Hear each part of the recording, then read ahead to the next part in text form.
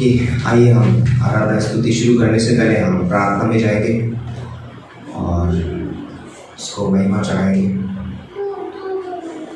परमेश्वर पिता, एक बार फिर हम तेरे चरणों में आते हैं, तेरे नाम को ऊंचा उठाते हैं, तेरी महिमा तेरी स्तुति करते हैं। पिता परमेश्वर, तू अद्भुत है। पिता परमेश्वर, तू सामर्थ्य है, तू आराधना प्रशंसा के योग्य परमेश्वर, तू दयालु है, तू अद्भुत है। पिता परमेश्वर, धन्यवाद करते हैं पिता परमेश्वर, तेरे नाम को ऊंचा उठाते हैं। इस शाम के समय पिता परमेश्वर तू हमसे बातें कर, अगुवाई करना तेरी आराधना स्तुति करने के लिए। पूरी वर्शिप टीम को तेरे हाथों में सौंपते हैं पिता परमेश्वर, म्यूजिक सिस्टम को तेरे हाथों में सौंपते हैं।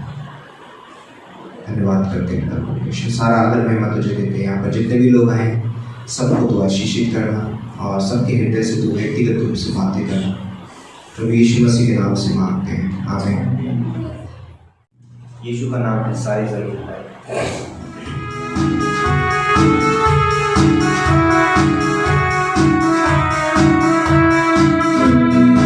यीशु का नाम है सारी जमीन पर, जिससे पापी पाते उद्धार। यीशु का नाम है सारी जमीन पर, जिससे पापी पाते उद्धार। वो दुनिया में आया तो उपहार दिया जहान का दिया। वो दुनिया में आया तो उपहार दिया जहान का दिया। हमको बचाने मुक्ति दिलाने यीशु सलीब पर हुआ। हमको बचाने मुक्ति दिलाने यीशु सलीब पर हुआ। यीशु का नाम है सारी जमीन पर, जिससे पापी पाते उद्धार। यीशु का नाम है सारी जमीन पर, जिससे पापी पाते उद्धार। आसमानों के नीचे लोगों के बीच में कोई दूसरा नाम नहीं है। आसमानों के नीचे लोगों के बीच में कोई दूसरा नाम नहीं है।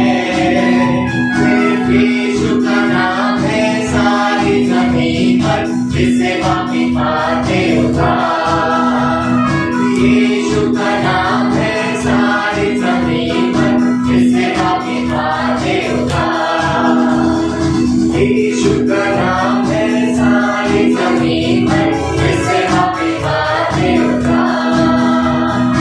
यीशु का नाम है सारी जमीन पर, जिससे पापी पाते उद्धार। इस परमेश्वर, तेरे नाम में उद्धार है परमेश्वर, तेरे नाम में छुटकारा है।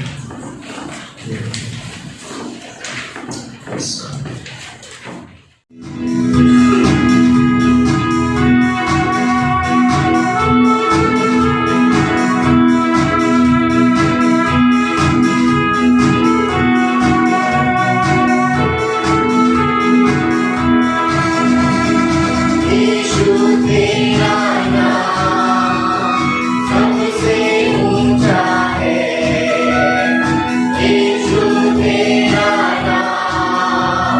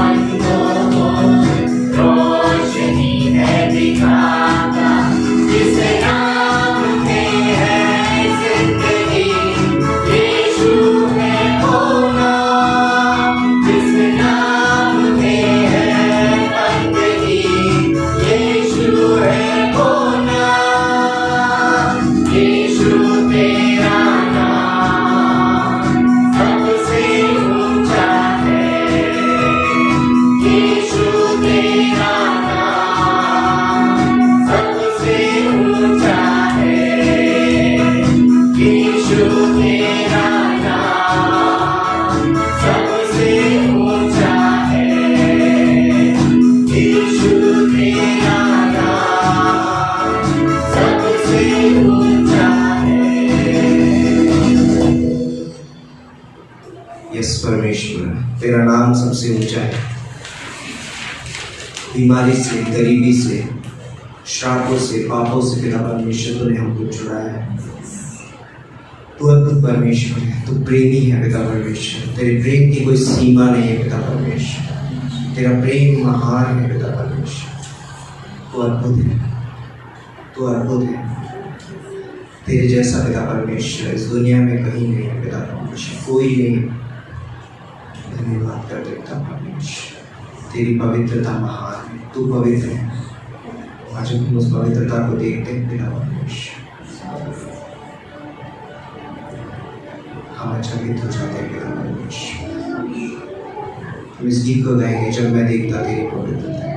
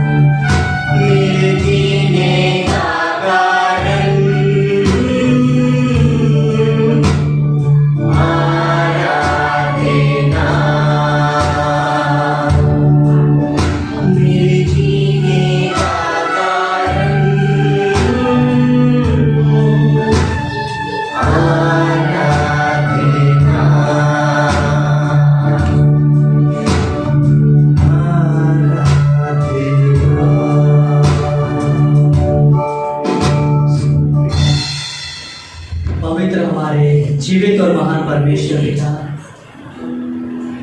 धन्यवाद करते हैं महान परमेश्वर। आप जीवित हो प्रभु, आप महान हो, सर्व सामर्थ्य, सर्व पराक्रमी, सर्वज्ञानी, सर्वव्यापी परमेश्वर हो।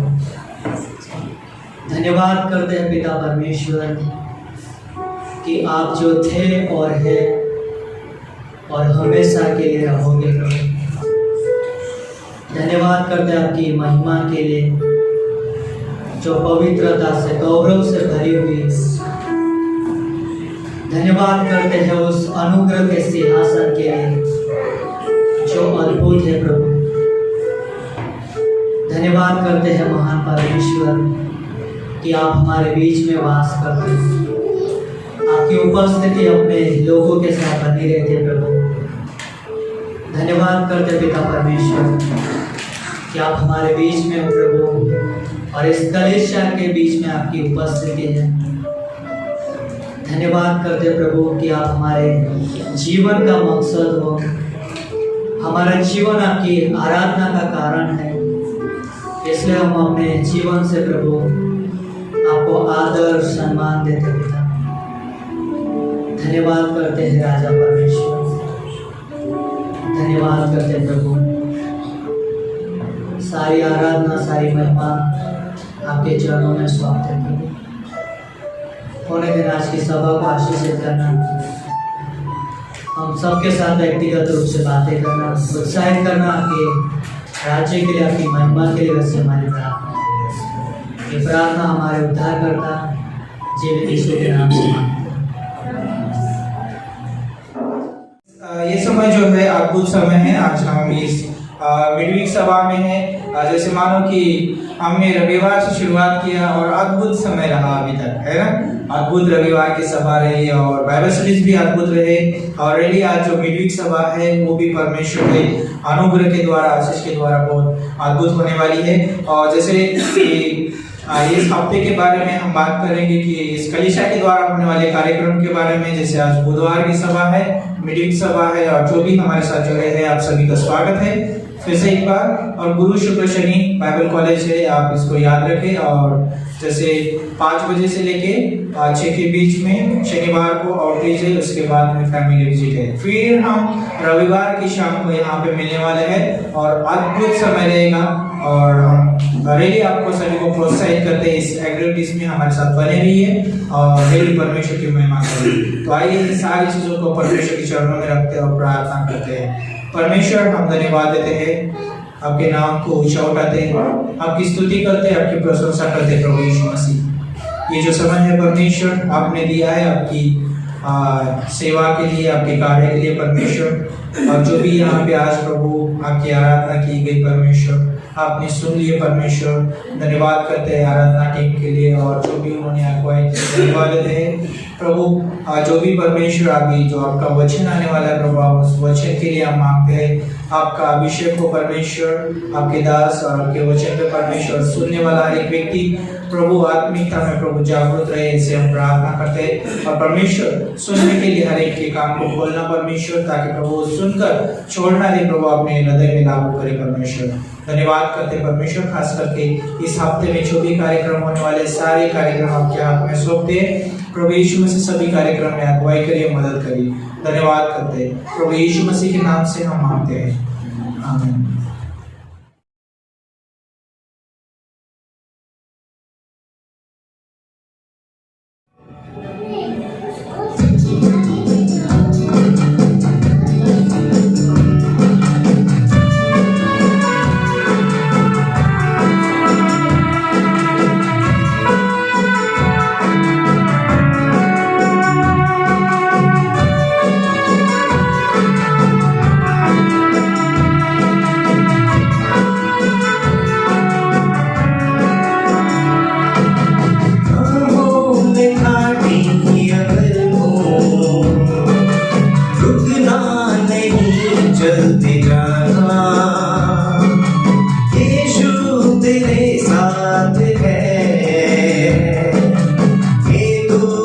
विश्वास करना संसार के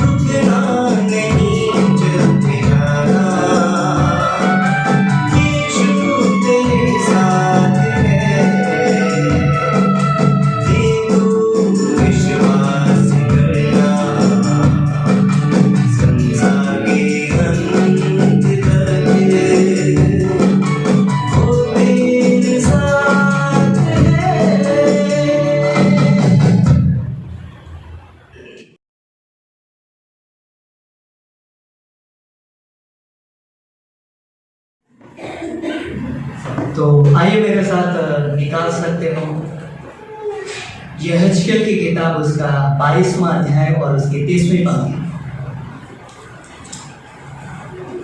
यहेजकेल की किताब उसका 22वां अध्याय और उसकी 30वीं पंक्ति 30।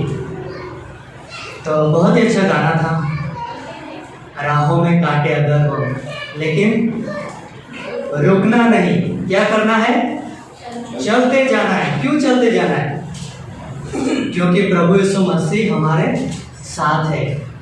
और बहुत गाने का अच्छे वर्ड्स है कि यदि यीशु मसीह उस नाव के अंदर है तो फिर कोई गुंजाइश ही नहीं है कि वो नाव डूब सकती। तो प्रभु यीशु मसीह हमारे साथ है और हम जानते हैं कि पापी मनुष्य जाति का संबंध परमेश्वर से टूट चुका। तो परमेश्वर प्रभु यीशु मसीह मतलब ऐसे खड़े ही नहीं रहा, लेकिन पापी मनुष्य के लिए उसने अपना कदम भी उठाया, उसको बचाने के लिए, उससे प्रेम करने के लिए, उनको समझने के लिए। तो यीशु मसीह खड़ा रहा मनुष्य के लिए भी, तो इसलिए हमें डर भय नहीं है। तो मेरे साथ निकाल सकते हैं यहेजकेल की किताब उसका 22वां अध्याय और उसकी 30वीं पंक्ति। और यहाँ पर इस प्रकार से लिखा है,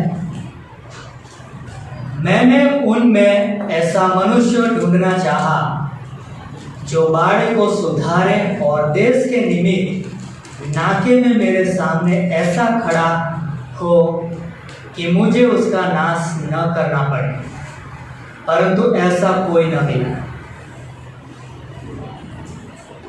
परमेश्वर ढूंढ रहा है और परमेश्वर कहता है कि ऐसा कोई भी नहीं मिला। क्या आपने कभी किसी चीज को ढूंढा है? क्या आपका कोई चीज खो गया था, आपने उसको ढूंढा? हमें पता है कोई चीजें खो जाती है तो उसको हम ढूंढते। कई बार हमारा कीमती पर्स खो जाए, उसके अंदर एटीएम कार्ड हो, सारे डॉक्यूमेंट हो, सारी चीजें हो, तो हम नहीं चाहते कि हमारी कीमती चीजें खो जाए। और हम देखते कि किसी का, कोई परिवार का कोई सदस्य खो गया, किसी का बेटा बेटी, तो क्या वो घर पे बैठे रहते? नहीं बैठे रहते, लेकिन क्या करते हैं? ढूंढने के लिए जाते हैं। क्यों? क्योंकि उनसे वो प्रेम करते हैं, उनके साथ उनका लगाव है और नहीं चाहते कि हमारी प्रिय चीज जिनसे हम प्रेम करते हैं, जिनको हम समझते हैं, वो चीज खो जाए। तो यहाँ पर हमने जैसे वचन में पढ़ा कि परमेश्वर ढूंढ रहा है। और क्या ढूंढ रहा है? परमेश्वर खोए हुए को ढूंढ रहा है। और हम जानते हैं कि खोए हुए जब ढूंढ लेता है तो वो क्या बन जाते हैं? परमेश्वर के संतान बन जाते हैं, वो विश्वासी बन जाते हैं, परमेश्वर के घराने के। लेकिन परमेश्वर उन विश्वासियों के अंदर भी किसी को और भी ढूंढ रहा है। परमेश्वर ये भी ढूंढ रहा है कि उनके अंदर से कोई विश्वास योग्य मिले। क्या मिले? विश्वास योग्य। परमेश्वर खोए हुओं को भी ढूंढता है, लेकिन विश्वासियों के अंदर भी परमेश्वर विश्वास योग्य व्यक्ति को भी ढूंढ रहा है। और परमेश्वर इसलिए विश्वास योग्य व्यक्ति को ढूंढ रहा है कि परमेश्वर अपने प्रेम को लोगों तक पहुंचाना चाहता है। परमेश्वर लोगों की परवाह करता है, परमेश्वर लोगों की चिंता करता है, परमेश्वर लोगों के लिए खड़ा रहना चाहता है। और हम जानते हैं कि आज से 2000 साल पहले प्रभु यीशु मसीह हमारे लिए क्रूस पर खड़ा हुआ, क्योंकि मनुष्य जाति ने पवित्र परमेश्वर के विरुद्ध में पाप किया था। और हम जानते हैं कि मनुष्य परमेश्वर के लायक, परमेश्वर के योग्य नहीं था। परमेश्वर अपने जीवन, मनुष्य अपने जीवन के द्वारा कुछ भी कर सके, चाहे वो अच्छे काम कर सके या तो अपने जीवन में बहुत सारा ज्ञान हासिल कर सके, लेकिन फिर भी वो परमेश्वर तक पहुंच नहीं सकता। लेकिन कौन खड़ा रहा? प्रभु यीशु मसीह। और क्यों खड़े रहे यीशु मसीह? हमारे जीवन को सुधारने के लिए, हमारे टूटे हुए बाड़ों को फिर से नई तरीके से संवारने के लिए प्रभु यीशु मसीह बाड़े को सुधारने के लिए वो खड़े रहे, ताकि लोग बचाए जाए परमेश्वर के प्रेम के द्वारा। और यहाँ पर हम वही चीज देखते हैं। और यहेजकेल 22:23 में क्या लिखा था कि मैंने उनमें से ऐसा मनुष्य ढूंढना चाहा। सोचो कि परमेश्वर का हृदय ढूंढता है, परमेश्वर की आंखें ढूंढती है, परमेश्वर के हाथ पैर ढूंढता है। सोचो, परमेश्वर की उपस्थिति ढूंढना चाहिए। किसको? विश्वास योग्य व्यक्ति को। और परमेश्वर यहाँ पे ढूंढता है। और हम बाइबल के अंदर देखते हैं कि एदन की बगीचे में, उत्पत्ति उसका 3रा अध्याय, एदन के बगीचे में परमेश्वर किसको ढूंढ रहा है? आदम को ढूंढ रहा है। परमेश्वर कहता है कि हे आदम तू कहां पर है? और हम जानते हैं कि आदम कहां पे छुपा है? पेड़ के पीछे। आदम सोच रहा था कि मुझे कोई नहीं देखेगा। सोचो, सृष्टिकर्ता जो सर्वज्ञानी है, सर्वव्यापी परमेश्वर है, और उनसे कोई भी चीज छुपी हुई नहीं है, और आदम सोच रहा है कि मुझे कोई नहीं देखता। लेकिन परमेश्वर वहां पे आदम को ढूंढ रहा है, और परमेश्वर ने आदम को ढूंढ निकाला, उनसे बातें किया, उनसे उत्साहित किया। परमेश्वर ने अपने वायदे देकर उन्हें प्रोत्साहन दिया कि मैं तुम्हारे लिए खड़ा रहने वाला हूँ, मैं तुम्हारे लिए उपाय निकालूंगा, मैं तुम्हारे लिए तुमसे बहुत प्रेम करता हूँ, मैं नहीं चाहता हूँ कि तू गिर गया है, अपने पाप में पड़ा रहे, मुझसे दूर हो जाए। परमेश्वर वहां पे खड़ा रहा, वायदे देकर उनको बचाने के लिए, उनको संभालने के लिए, उनके जीवन को संवारने के लिए, उठाने के लिए। और हम जानते हैं कि परमेश्वर ने सिर्फ आदम को ढूंढने के लिए नहीं गया, आदम हवा को भी। परमेश्वर कैन के पास भी गया, उनको भी ढूंढने गया, लेकिन कैन परमेश्वर के प्रेम को नहीं समझ पाया। वो और कठोर हो गया, परमेश्वर की उपस्थिति से वो दूर चला गया, परमेश्वर के खिलाफ बलवा करके। तो हम जानते हैं कि परमेश्वर ढूंढता है, और परमेश्वर ढूंढता है, और इसलिए आज से 2000 साल पहले इस धरती पर प्रभु यीशु मसीह ने जन्म लिया। और इसीलिए लूका 19:10 में लिखा है कि मनुष्य का पुत्र खोए हुओं को ढूंढने और उनका उद्धार करने के लिए आया। सोचो, परमेश्वर ढूंढता है, स्वर्ग का परमेश्वर। सोचो कि वो खुद मिशनरी बनता है, स्वर्ग का सिंहासन छोड़कर इस धरती पर आता है, इस पृथ्वी पर। और हम देखते हैं कि इजराइल के रास्तों में, इजराइल के सड़कों पर वो खोए हुए लोगों को ढूंढता है, क्योंकि वो उनसे बचाना चाहता है। और हम देखते हैं बाइबल के अंदर कि उसने सामरी स्त्री को ढूंढ निकाला, उनसे बातें की। सामरी स्त्री अपने जीवन में किसी भी प्रकार से वो संतुष्ट नहीं थी। वो सोचती थी मैं उस तरीके से जीऊंगी और उस तरीके से रहूंगी तो हो जाएगा, मैं शायद संतुष्ट हो जाऊंगी। लेकिन वो अपने जीवन में संतुष्ट नहीं थी। उनको किसी की जरूरत थी, एक उद्धारकर्ता की, एक प्रेम करने वाले की जो समझ सके। और हम जानते हैं कि प्रभु यीशु मसीह ने उनको ढूंढ निकाला, और क्या हो गया? उसने अपने जीवन में सच्चा आनंद पा लिया, सच्ची शांति पा ली। उसने अपने जीवन में परमेश्वर की ओर से अनंत जीवन पाया। और वो भी वहां तक सीमित नहीं रही, अपना पानी का घड़ा छोड़कर और खोए हुए लोगों को ढूंढने चली गई। अपने गांव में गई और सबको बताया कि कोई है जो हमसे प्रेम करता है, हमें ढूंढ रहा है, चलो चलो, जो मसीहा आने वाला था क्या यही तो नहीं है ना? पूरा गांव देखने को चला और पूरे गांव ने मसीहा को पाया। सोचो कितना अद्भुत अनुग्रह उस स्थान पर लोगों पर हुआ कि लोग ने मसीहा को पाया। परमेश्वर ढूंढ रहा है लोगों को और लोग मिले उनको। और हम देखते हैं कि एक व्यक्ति था। सोचो कि परमेश्वर का प्रेम कहाँ कहाँ तक पहुंच जाता है लोगों को ढूंढने के लिए। परमेश्वर का प्रेम सोचो कि हमें विवश भी करता है कि हम खोए हुए लोगों को सुसमाचार दें। सोचो कि परमेश्वर का प्रेम एक नदी, एक समुद्र को पार करते हुए कब्रिस्तान की ओर जाता है, और वहां पे पूरी सेना से भरा हुआ एक व्यक्ति था, दुष्ट आत्माओं से भरा हुआ, जिसने अपना घर, अपना स्थान कब्रिस्तान बना लिया था। वहां की गुफा, वहां की जगह जहाँ पे वो अपने आप को चोट पहुंचाता था, अपने आप को घायल करता था। उनका दिमाग सही पे नहीं था, सचेत में। कितनी खराब परिस्थिति थी वहां पर। लेकिन यीशु मसीह उस व्यक्ति के लिए सोचो वहां पे कब्रों में जाता है उनको ढूंढने के लिए, और ढूंढ निकालता है। और उसके अंदर कितनी सेना थी, बहुत सारी दुष्ट आत्माएं थी। यीशु मसीह ने उनको निकाला, चंगा किया, और उसने देखा कि मुझ पर किस तरीके से भलाई हुई।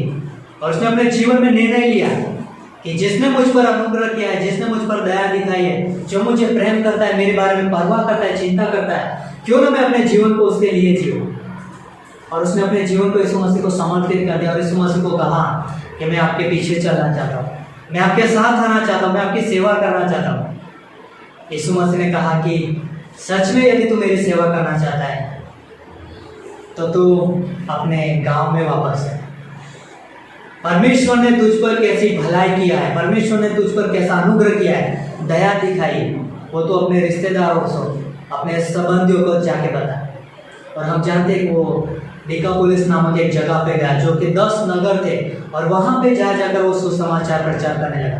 परमेश्वर के लिए वो खोए लोगों को वहाँ पे वो ढूंढने लगा। सोचो कितनी अद्भुत बात है कि परमेश्वर ढूंढता है और परमेश्वर को कोई मिल जाता है, और परमेश्वर उनको भी उसके अंदर भी विश्वास योग्यता ढूंढता है कि जो वो परमेश्वर के लिए खड़ा रहे, परमेश्वर के कार्यों को वो आगे लेके जाए। और यहाँ पे इस व्यक्ति ने वही चीज़ किया कि वो परमेश्वर के कार्यों को लेके गया, क्योंकि वहाँ पर हम देखते थे क्या हुआ था।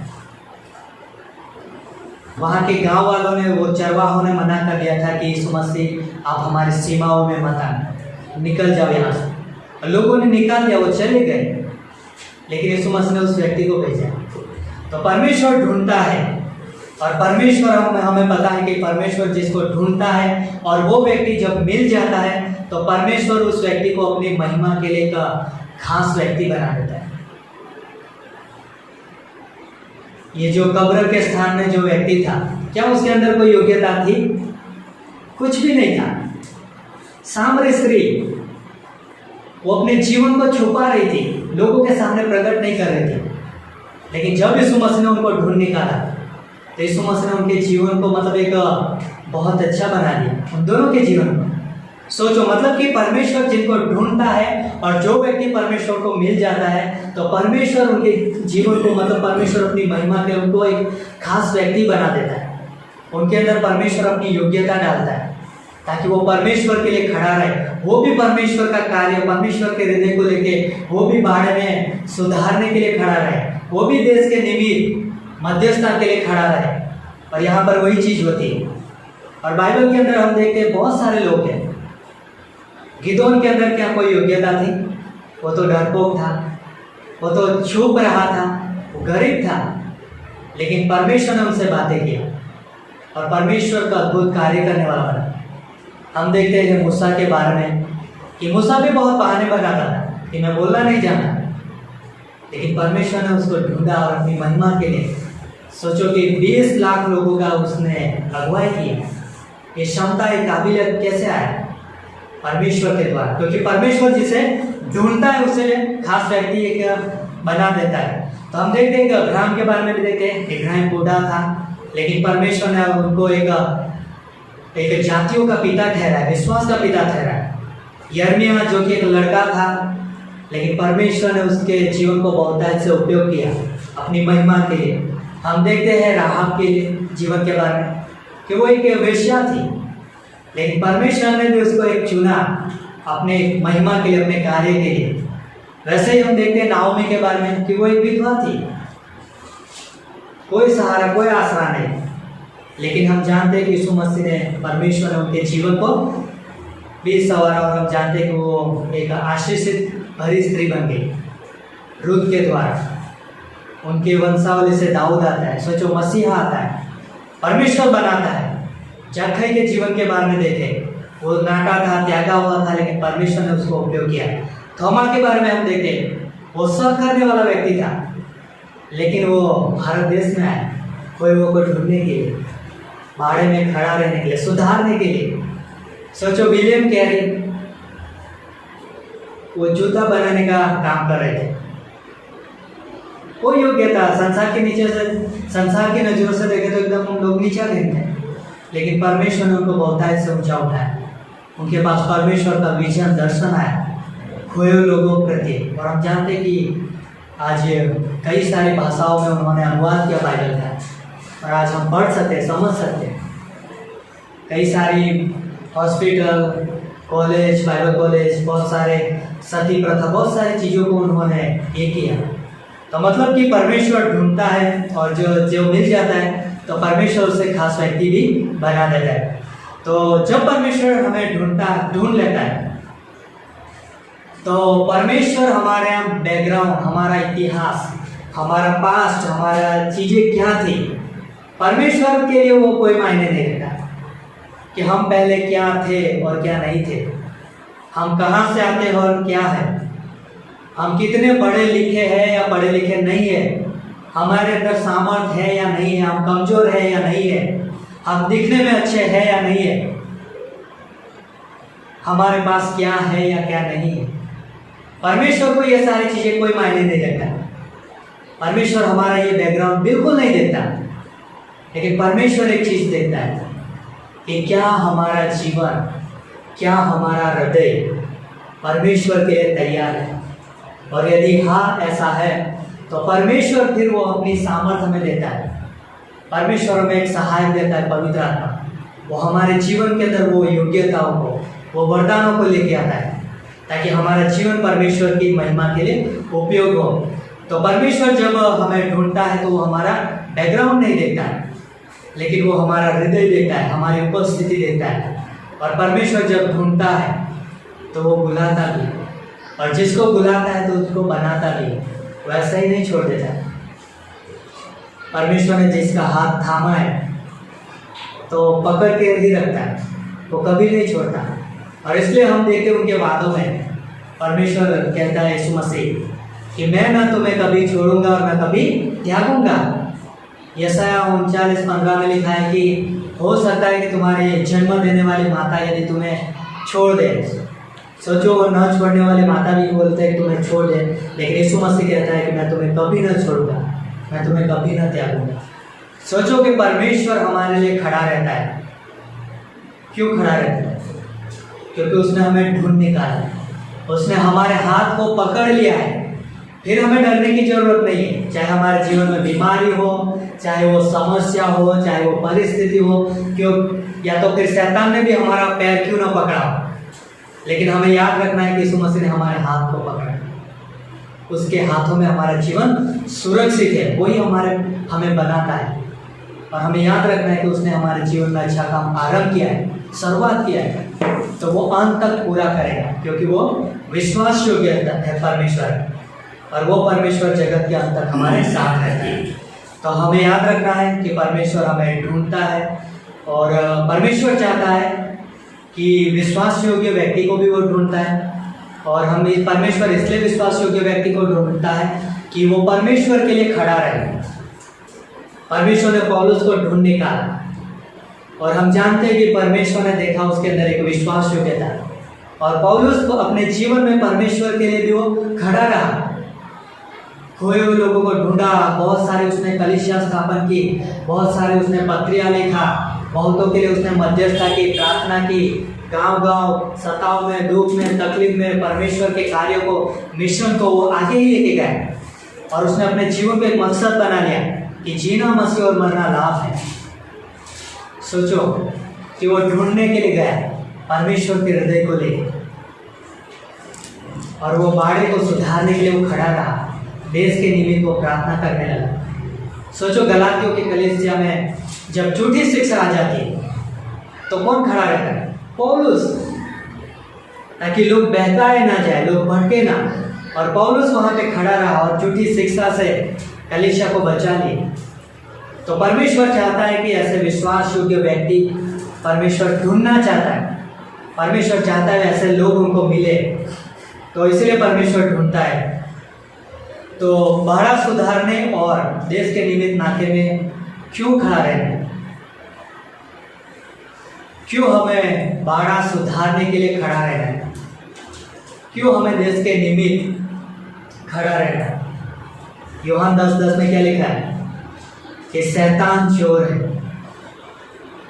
और शैतान चोर है, और चोर किस मकसद के लिए आता है? चोरी करने के लिए, घात, हत्या, नाश करने के लिए, वो तोड़ने के लिए आता है, बिखरने के लिए आता है। लेकिन यीशु मसीह क्यों आया? जीवन देने, बहुतायत से जीवन देने के, लोगों को जीवन को बचाने के लिए आया। और हम जानते हैं कि परमेश्वर की इच्छा है कि एक भी प्राण नष्ट न हो, सब बचाए जाए। और इसलिए हम देखते हैं कि यीशु मसीह खड़ा रहा मध्यस्थता करने के लिए। और इसलिए परमेश्वर भी चाहता है कि कोई विश्वास योग्य व्यक्ति मिले जो परमेश्वर के कार्य के लिए वो खड़ा रह सके। और हम जानते हैं कि जब कोई व्यक्ति देश के निमित्त खड़ा रहता है तो परमेश्वर उनके जीवन से अद्भुत काम करता है। मूसा के बारे में देखो कि वो इस्राएल प्रजा के लिए, राष्ट्र के लिए वो परमेश्वर के सन्मुख मध्यस्थता करने के लिए खड़ा रहा, और परमेश्वर ने इस्राएल प्रजा को बचा लिया नाश होने से। हम देखते हैं निन्नवे शहर कितना दुष्ट था, वो अपने पापों में इतना बढ़ चुका था कि परमेश्वर उस पूरे निन्नवे शहर को नाश करने वाला था। लेकिन वहां पे हम देखते हैं कि योना प्रचार के लिए जाता है और हम देखते हैं कि योना खड़ा रहा तो राजा से लेके गरीब, चक्की पीसने वाले, हर एक व्यक्ति, यहाँ तक कि जानवरों को भी उन्होंने मतलब कि खड़े रखे पश्चाताप के लिए। सोचो, परमेश्वर ने उस शहर को बचा लिया। तो परमेश्वर चाहता है कि लोग खड़ा रहे, और इसीलिए हम देखते हैं कि दूसरा इतिहास 7:14 में क्या लिखा है। परमेश्वर कहता है कि यदि कोई व्यक्ति नम्र होकर मेरे सम्मुख खड़ा रहेगा देश के निमित्त बाड़े को सुधारने के लिए, तो मैं उनके जीवन को, उनके देश को, उनके परिवार को ज्योता त्यों कर दूंगा, मैं उनको आशीषित करूंगा। परमेश्वर का ये वादा है और परमेश्वर चाहता है। तो इसीलिए बाड़ा सुधारने हमें खड़ा रहना है। और हमें जब खड़े रहते तो हमें कहाँ पे खड़े रहना है? यदि हम चाहते बाड़ा सुधारने के लिए या तो देश के निमित्त हम खड़ा रहना चाहते हैं, तो हमें कहाँ पर खड़ा रहना है? परमेश्वर के अनुग्रह के सिंहासन के सामने, क्योंकि अनुग्रह का वो सिंहासन है जहाँ पर मनुष्य की जो आवश्यकता है वही वहाँ से आती है। और हम जानते हैं कि वो अनुग्रह का सिंहासन बहुत ही कोमल है, वो डरावना नहीं है, इसलिए हमें कोई डर नहीं है, कोई भय नहीं है। लेकिन एक हियाव है, एक सामर्थ है कि हम जब भी परिस्थिति हो, समस्या हो, किसी के लिए हम खड़ा रहना चाहते हैं तो हम आसानी से वहाँ पे दौड़े जा सकते हैं उस अनुग्रह के सिंहासन के लिए। पता है हमें कि बच्चे लोग जब कुछ गलत होता है, कुछ भी हो जाता है, गिरते हैं, चोट पहुँचती है, तो तुरंत अपने माता पिता के पास चले जाते हैं और सारी चीज़ें उनको खुल के बातें करते हैं। क्यों? क्योंकि उनको डर भय नहीं, उनको पता है कि हमारे माता पिता हमें संभालना चाहता है, हमारी चिंता करता है, इसलिए हमें कोई डर भय नहीं है। तो इसलिए जब हम खड़े रहते हैं तो हमें पता होना चाहिए कि हमारे पास अनुग्रह का सिंहासन है और वो सर्वदा के लिए बना हुआ है। हम कभी भी अनुग्रह के सिंहासन के पास आ सकते हैं, अपने बोझ को लेकर, अपने भार को लेकर। और परमेश्वर हमारे लिए खड़ा रहता है तो मतलब वो बोझ नहीं समझता। हम देखते हैं इब्राहिम के बारे में कि वो मध्यस्थता करने के लिए खड़ा रहा। उसने कहा कि 50 बार 50 लोग वहाँ पे धर्मी मिले सदोम में, तो क्या तुम उनको बचा लेगा? परमेश्वर बोलता है कि हाँ, मैं उस नगर को बचा लूँगा। यदि उसमें 40 मिले तो अभी बचा लूँगा, 30 मिले तो, 20 मिले तो, 5 मिले तो अभी मैं उस नगर को बचा लूँगा। तो परमेश्वर चाहता है, और हम जानते हैं कि कोई व्यक्ति खड़ा रहता है तो परमेश्वर उनके लिए काम भी करता है। तो हमें याद रखना है कि परमेश्वर का अनुग्रह का सिंहासन है और परमेश्वर अपने अनुग्रह के सिंहासन के से उसके हृदय को, उसकी आंखें, उसका हाथ पैर मतलब ढूंढ रहा है। किसको ढूंढ रहा है? खोए हुए लोगों को। और यहाँ तक कि वो विश्वासों में भी ढूंढता है कि कोई विश्वास योग्य व्यक्ति मिले जो परमेश्वर के हृदय को लेके आगे जाए, परमेश्वर के निमित्त वो खड़ा रहे। तो परमेश्वर ढूंढता है, और परमेश्वर जिसको ढूंढता है तो उसको अयोग्य व्यक्ति को भी वो योग्य बना देता है। तो परमेश्वर हमारे साथ है, तो परमेश्वर ढूंढता है, इसलिए धन्यवाद परमेश्वर का कि वो हमारे लिए खड़ा रहता है। तो धन्यवाद। आइए प्रार्थना करें। सर्वशक्तिमान हमारे जीवित और महान परमेश्वर पिता, धन्यवाद देते आपके प्रेम के लिए कि आप अपने प्रेम की वजह से हमें ढूंढ निकालते हो, और ढूंढते हो तो प्रभु बनाते भी आप हो। प्रभु, हमारे जीवन का भविष्य, करियर आपके हाथों में। आप ही हमारे जीवन को, हर एक जरूरतों को जानते हो, समझते भी हो, और आप हमारे लिए खड़े भी रहते हो, पूरा भी करते हो। हम धन्यवाद देते पिता परमेश्वर कि आप चाहते हो कि हमारे जीवन आपके प्रति विश्वास योग्य होने देना। पिता परमेश्वर, हम आपके कार्य के लिए प्रभु तैयार हो, हमसे बातें करना, उत्साहित करना पिता परमेश्वर, वैसे हमारी प्रार्थना है। धन्यवाद देते आज के वचन के लिए, प्रार्थना यीशु मसीह के नाम से मांगते हैं।